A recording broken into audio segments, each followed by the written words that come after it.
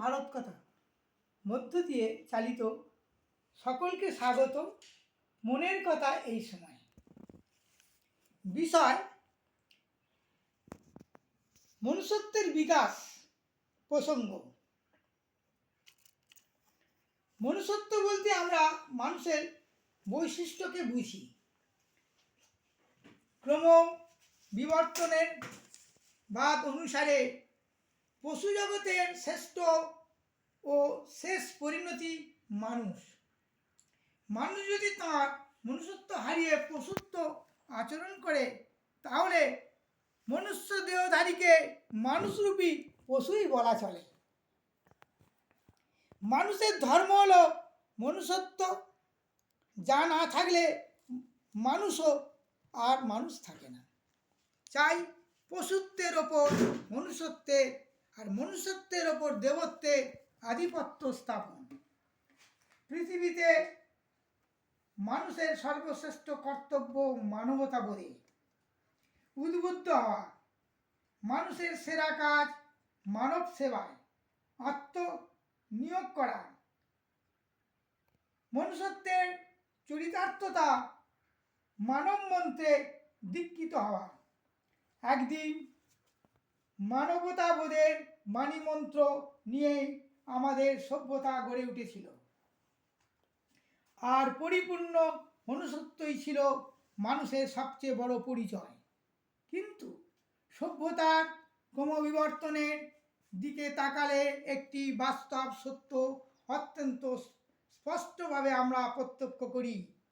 মানুষ যত সভ্য হচ্ছে ততই সে তার মনুষ্যত্ব থেকে দূরে সরে যাচ্ছে।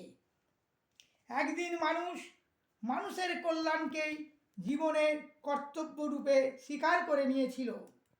কাব্যে, নাটকে, উপন্যাসে, প্রবন্ধে, ধর্মতন্ত্রে ও দার্শনিক চিন্তায়, সমাজ ও সংস্কারের রাষ্ট্রচেতনায় সর্বত্র মানবতা বোধকে অগ্রাধিকার দেওয়া হয়েছিল।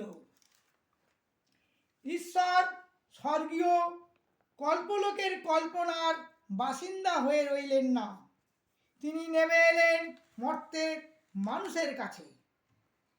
রুদ্ধদ্বার, মন্দির, মসজিদ, গির্জা তার স্থান নির্দিষ্ট থাকলো না।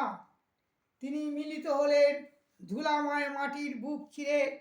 চাষি যেখানে চাষ করছে, পাথর ভেঙে শ্রমিক যেখানে খাটছে 12 মাস, বহুরূপে অবস্থিত দেশের চোখের সামনে মানুষকেই দেবতা বলে স্বীকৃতি দেওয়া হয়েছিল। জীবসেবায় পরম ধর্ম বলে পরিগৃহীত হলো। নরনারায়ণ রূপে মানুষের মানবতাকেই জয়গান ঘোষিত হয়েছিল। আজ আমরা মনুষ্যত্বের গৌরব হারিয়ে অমানুষিকতার, পরস্পর হিংসা, বিভেদ, দেশ ও পরশ্রী কাতরতায় কাতর, স্বার্থপরতার কুৎসিত সংকীর্ণতার মানব দূষণে পরিণত হয়েছি। মানুষের মনুষ্যত্ববোধ না জাগলে সমাজ ব্যবস্থায় ধ্বংস হয়ে যাবে। কিন্তু মানুষ বুদ্ধিজীবী, মানুষের সৎ বিচার শক্তি আছে। মানুষের যুক্তি, বিচার ও বিবেক তাকে পশুত্বের নিম্নভূমি থেকে মনুষ্যত্বের উচ্চভূমিতে অধিষ্ঠিত করে বা দেবত্বে প্রতিষ্ঠিত করে। তখন মানুষই হয় দেবতা। এটাই মানুষের বিশেষত্ব, মানুষের বিশেষ অধিকার। আর প্রকৃত শিক্ষা ও ধর্মই পারে মানুষের পাশবিক বৃত্তি ও প্রবৃত্তির সংস্কারে সাধন করে, সংশোধন, পরিবর্জন ও উন্নয়ন সাধন করে প্রকৃত বা পরিপূর্ণ মনুষ্যত্বের বুনিয়াদ গঠন করতে। যে শিক্ষা ও ধর্ম পশু স্বভাবাপন্ন মানুষের জীবনে এই বাঞ্ছিত পরিবর্তন সংশোধন করতে পারে তাই সুশিক্ষা ও ধর্ম। আর যে শিক্ষা ও ধর্মের গুরুকর্তব্য সম্পাদনে অসমর্থ তাই কুশিক্ষা ও অধর্ম।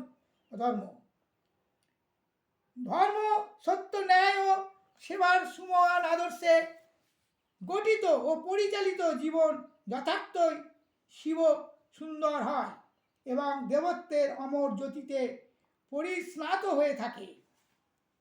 প্রকৃত শিক্ষা ও ধর্মের ভূমিকা এই মানুষ নির্মাণই, কিন্তু সেই শিক্ষা ও ধর্ম কোনো সাম্প্রদায়িক শিক্ষা ও ধর্ম নয়। সেই শিক্ষা ও ধর্ম হলো মানব বিকাশের ধর্ম। সুতরাং আজ বড় প্রয়োজন মানুষের মধ্যে মনুষ্যত্বের উদ্বোধন ও বিকাশ, এবং প্রয়োজনে সেই উদ্বোধন ও বিকাশের অনুকূল পরিবেশ সৃষ্টি। আর এই অনুকূল পরিবেশের মূল মন্ত্র হলো বাল্যকাল থেকে 20-25 বছর বয়স পর্যন্ত আবাসিক বা যে কোনো উপযুক্ত স্থানে থেকে অধ্যয়ন, ব্রহ্ম যোগবিদ্যা এবং কৃষি ও শিল্পবিদ্যা শিক্ষা লাভ করা। আধুনিক ভোগবাদী শিক্ষা নয়। আধুনিক বা বর্তমান শিক্ষা ও ধর্ম ব্যবস্থা কেবল ভোগবাদী জীবিকা নির্বাহের উপযোগী একটা লৌকিক বিদ্যা ও ধর্ম শেখায়। প্রকৃতগত পশু সংস্কার অতিক্রমণের বিদ্যা ও ধর্ম তাতে নেই, কিন্তু ব্রহ্মচর্য পালনের মাধ্যমে মানুষ তার পশু সংস্কারগুলিকে দামিত করে, অর্থাৎ মানুষের অজ্ঞানতা, বিবেকহীনতা ও নানা প্রলোভনে, ভ্রষ্টাচার, ব্যভিচার এবং সংকীর্ণতা থেকে মুক্ত করে সমাজের ও নিজের উভয়ের হিতকর, নিরাময়, স্বাচ্ছন্দ্যময় জীবনযাপন করতে সাহায্য করে। আজ সাম্প্রদায়িক কালে পরিস্থিতি বড় বিচিত্র। মানুষ আর মনুষ্যত্ব হারিয়ে নিষ্ঠুর, কুকর্মী, হিংস্র, ধূর্ত, ঠকবাজ, ব্যভিচারী এবং মোহগ্রস্ত হয়ে উঠেছে। সুতরাং বিস্তৃতভাবে ব্রহ্মচর্য পালনের মাধ্যমে এই ভয়াবহ পরিস্থিতি থেকে নিষ্কৃতি লাভ করা সম্ভব। শ্রুতির বচন বা বেদবাক্য তপ বৈ ব্রহ্মচর্যম, অর্থাৎ ব্রহ্মচর্য পালনই প্রকৃত তপস্যা। এর মাধ্যমে চিত্ত সুস্থির ও শান্ত হয়, শারীরিক ও মানসিকভাবে সুস্বাস্থ্য লাভ করা যায় এবং তপস্যা পূর্ণ হলেই মনুষ্যত্ব প্রাপ্তি হয়। মনুষ্যত্ব প্রাপ্তি মানে দেবত্ব লাভ বা ঈশ্বর লাভ হয়। পরিশেষে বলি, স্বামী বিবেকানন্দ আজ থেকে 125 বছর পূর্বে বিশ্বের দরবারে অর্থাৎ শিকাগো বিশ্ব ধর্ম মহাসভার প্রথম ঘোষণা করেছিলেন, পৃথিবীতে মানুষ চাই, পশু নয়। মনুষ্যত্ব চাই, পশু নয়। পশুত্বের মূল উপাদানগুলি চিহ্নিত করে সেগুলি চূড়ান্ত অবসান চেয়েছিলেন। তিনি বলেছিলেন, সাম্প্রদায়িকতা, গোড়ামি এগুলি ভয়াবহ ফলস্বরূপ। ধর্ম উন্মত্ততা এই সুন্দর পৃথিবীকে বহুকাল অধিকার করে রেখেছে। তারা পৃথিবীকে হিংসায় পূর্ণ করেছে এবং সমগ্র জগৎকে হতাশায় মগ্ন করেছে। এই সমস্ত ভীষণ পিশাচ যদি না থাকতো, তাহলে মানব সমাজ আজ পূর্বাপেক্ষা অনেক উন্নত হতো। আমি সর্বত্রভাবে আশা করি এই মহাধর্ম সমিতি সমার্থত আজ এই যে ঘণ্টাধ্বনি নিবেদিত তা সর্বাধিক ধর্ম উন্মত্ততা, তরবারি অথবা লেখনীর সুখে অনুষ্ঠিত সর্বপ্রকার নির্যাতনের এবং সর্বাধিক অসম্ভবের সম্পূর্ণ অবসানের বার্তা ঘোষণা করুক।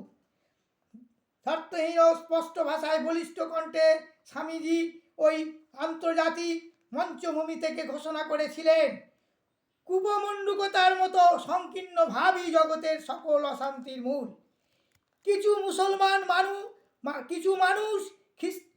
কিছু মানুষ নিজের ক্ষেত্রে ক্ষুদ্র কূপের মধ্যে বসে তাকেই সমগ্র জগৎ মনে করছে।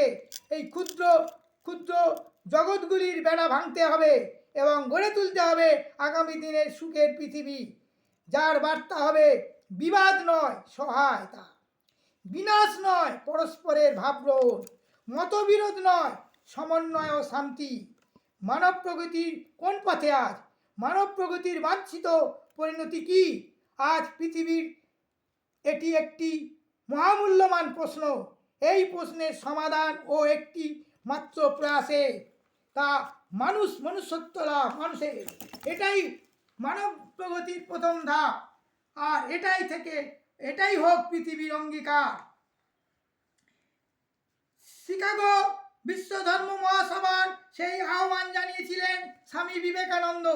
বলেছিলেন, একমাত্র মানুষের মানব সভ্যতাকে রক্ষা করতে। যে দেশে স্বামীজির ন্যায় মহাপুরুষের আবির্ভাব ঘটেছে, সেই পবিত্র বাংলা তথা ভারতভূমির সুযোগ্য নাগরিক হয়ে ওঠাই হবে তার প্রতি যোগ্য সম্মান প্রদর্শন। স্বামীজি ছিলেন বিশ্ব নাগরিক, অন্যতম শ্রেষ্ঠ নাগরিক। আমাদের চিন্তা ভাবনা তাই অবশ্যই বিশ্বকেন্দ্রিক করে তুলতে হবে। বর্তমানে বিশ্বব্যাপী মূল্যবোধের অবক্ষয়, আদর্শের অবনতি ও দুর্নীতির যে ভয়াবহতা দেখা দিয়েছে, সমাজে যে কুষ্ঠ রোগের প্রাদুর্ভাব দেখা দিয়েছে, তা নিরসনের জন্য উপায় হলো স্বামীজি বাণী ও উপদেশ অন্তরে গ্রহণ করে ব্যক্তি জীবনে প্রতিফলিত করে মনুষ্যত্ব লাভ করা। দুঃখের বিষয় বলতে বাধ্য হচ্ছি যে আমরা আজ শিকাগো বিশ্ব ধর্ম মহাসভার স্বামী বিবেকানন্দের ভাষণের 125তম বর্ষ উদযাপন আমাদের করেছি, কিন্তু স্বামীজির আশা, স্বামীজির ভবিষ্যবাণী আজও পর্যন্ত বাস্তবে রূপদান করতে আমরা পারিনি। কেবল আদর্শহীন রাজনীতি করছি, কর্মহীন ভোগ করছি, বিবেকহীন আনন্দ ভোগ করছি, সততাহীন ব্যবসা করছি, মনুষ্যত্বহীন বিজ্ঞান ত্যাগহীন উপাসনা করছি। অর্থাৎ আমরা সবাই এই নিকৃষ্টতম সপ্ত অপরাধী। এটা কি আমাদের লজ্জা নয়? ওম শান্তি, ওম শান্তি।